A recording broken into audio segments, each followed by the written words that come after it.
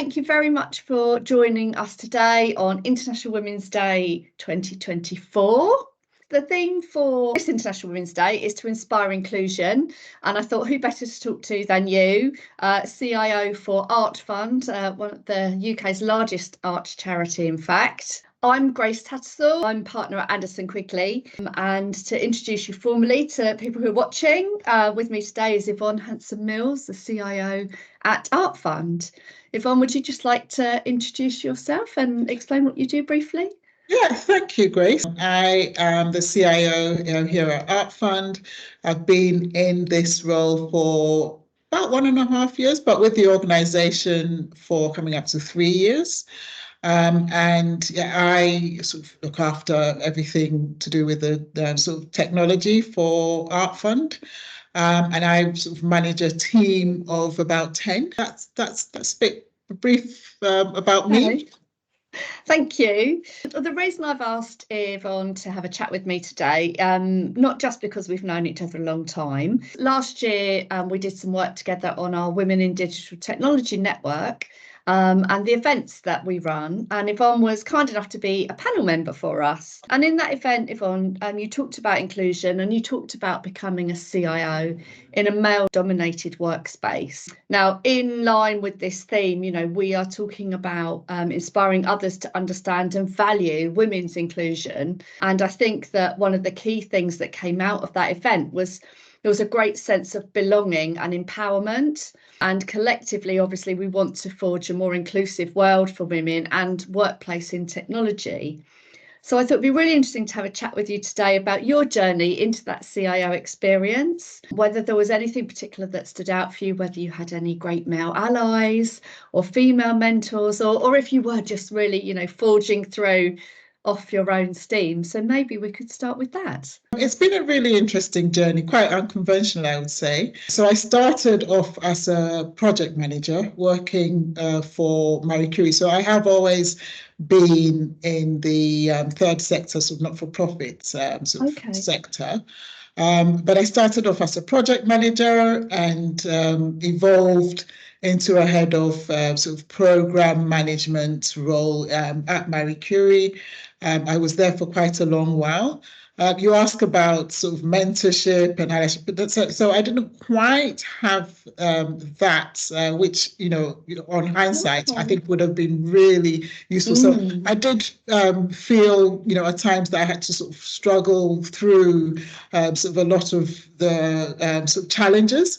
But what I would say is that whilst I was at Marie Curie, I did have, sort of, I was there for quite a while, but my first line manager was extremely supportive. I wouldn't call him a mentor, but he was extremely supportive. He helped me with my career. He supported me through doing additional sort of academic, so I sort of work. So I actually ended up sort of doing my master's, sort of through his support, and I found that extremely valuable, especially when you're working your way through an unfamiliar environment. I think it's really helpful when you do have somebody in your corner. Yes. But doing your masters is a big endeavour to do while you're working full time. It really was. I think it was one of my biggest challenges that, I have to say, because, obviously working as a project manager as well, that was quite a sort of a pressured sort of job where sort of times there were, it wasn't peaks and troughs, but there were times when it was really busy. So sort of juggling that and the academic work was sort of extremely challenging. Yes. I do also sort of take the view that what doesn't break you makes you strong. So I feel like I have sort of ended up building some sort of resilience and skills sort of around that, through that experience. But being obviously, in a male-dominated environment, was quite challenging, and still is to an extent. Especially, sort of me being a Black person, I think in a lot of environments, especially when I interacted externally, I was often the only person, the only sort of woman, sort of Black, so I think that at times has been quite challenging. Yes. Over the years, there have been improvements, but I think there's, sort of room for a lot more. Oh, yes, Sort of absolutely. improvement. So I am particularly passionate about sharing my story, which I hope will inspire sort of other young people coming up, and also ensuring that I am providing as much support as I possibly can to other people coming up. Yes. And I know from team members that you work with that you have absolutely created that environment, and that you're fostering that with all levels. And I think that's really important that we keep women in the workforce as well. So we do have to look at the different roles they play and the different levels of experience. So they really do feel that they're relevant and that they feel that they have that sense of belonging in the organisation, from service desk to director. Absolutely. And I think we're in a slightly better position now, I would say, because hybrid working is one that's very supported.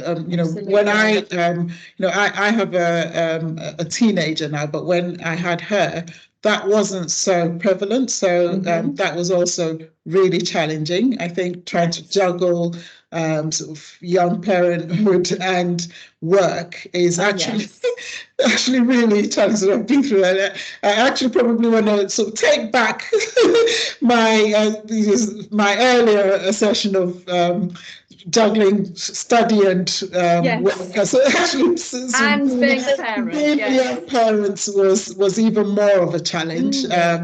So I think it's really important as a senior manager to sort of understand that, and I strongly believe in a good work-life balance. I feel that promoting that will ensure the well-being of your sort of team, and it actually ultimately means people are off sick less, and people are more motivated. So I'm a firm believer in that. I am our organisation's EDI champion at the senior management team level, simply because I am so passionate about ensuring that, with my learned experience, I can sort of bring some of the some of my experience to bear there, and help make things sort of smoothen the path for other people. For others, absolutely. And how do you think that we can continue to inspire more inclusion? I often think it starts at primary school, in fact, in technology, because, and having two daughters myself, both of them at primary school wanted to be teachers because they were the people they saw every day. They were their mentors. And it's only really when they get into secondary school that they can see there are a much wider variety of people that they can look up to and work with. But it's very tricky to start at primary school, isn't it? I mean, we've started seeing some coding courses and things, which is super. But is there anything you think would have been useful for you, for example, when you started your journey that... Well, absolutely. And I think you've hit the nail on the head. For me, especially in my position as EDI champion, I think what I'm really passionate about is taking a sort of longer term strategic view about sort of building a talent pool in the STEM sort of environment. So I am really passionate about us reaching out to the younger generation, inspiring them. I think going into schools, I think sort of tertiary institutions or secondary schools, these are the people who need to sort of see what's possible, so this is for me, it's the art of the possible, to start to inspire them and provide sort of a bit more insight into actually what sort of roles in the STEM environment entail, and also I think for them to understand that there is definitely a role for women, and there's a wide range of roles that they can sort of take up. It was interesting, that at your event, the Women in Tech, in Digital Tech event, so many people who had ended up in tech were actually more sort of came through unconventional routes, you know, and Yes. didn't actually start out as sort of Right. technologists, you know. So and I think it was the same for me. You know, I started as a project manager, and I wasn't even in tech then. And you know, through that sort of channel, I have built myself up into being a CIO. So I think that's quite important for people to understand, and to understand that, you know, you don't have to necessarily have done computer science to end up in the tech industry, even though, you know, it's a good inroad into it. But, you know, there are lots of options and lots of routes. I agree, and I think two things from that is COVID has helped that, because it's accelerated a lot of organisations' digital journeys, especially the not-for-profit sector. So it's opened up lots of different routes into the digital space.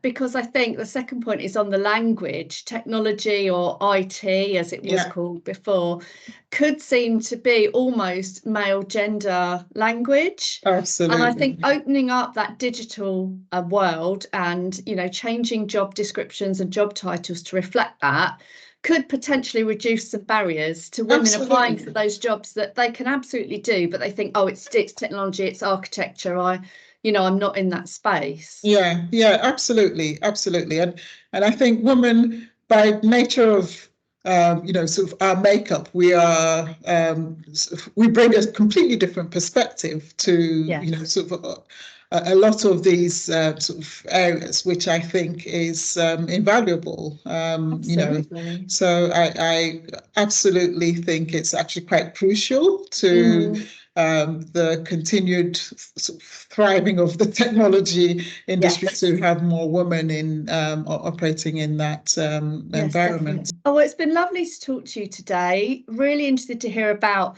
your resilience and, you know, how you've managed to navigate that world. I think we all need to have more support and more mentors. And even if that's not possible from the organisation that you're in, there's lots of groups that you can reach out to. There are often people that we can look to inspire us and mentor us, even outside of our organisation. Absolutely. And, you know, networking plays a good place in that.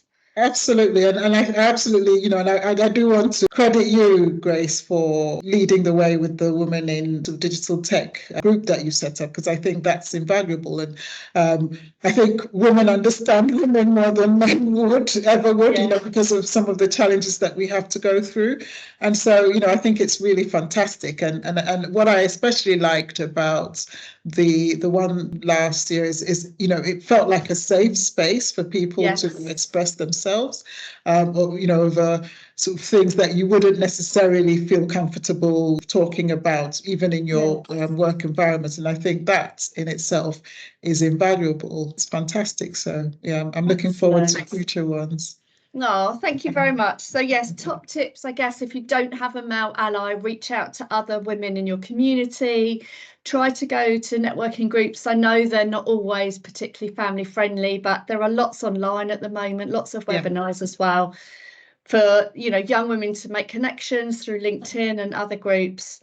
And hopefully have someone amazing like you to work for, who's that EDI champion in that organisation. Sometimes, you know, just be bold, you know, reach out. You can reach out to someone through LinkedIn and, you know, ask a question. You never know. A lot of people are busy, but there are always people who are, you know, sort of willing and available to sort of help, sort of direct you on the right path, or share their experiences, which I think is really valuable. So yeah. And if anyone wants to reach out to me, I'm happy to connect you to some women that we work with and invite you to our next event as well in the spring. So Yvonne, just to say thank you very much again. Lovely to see you as always.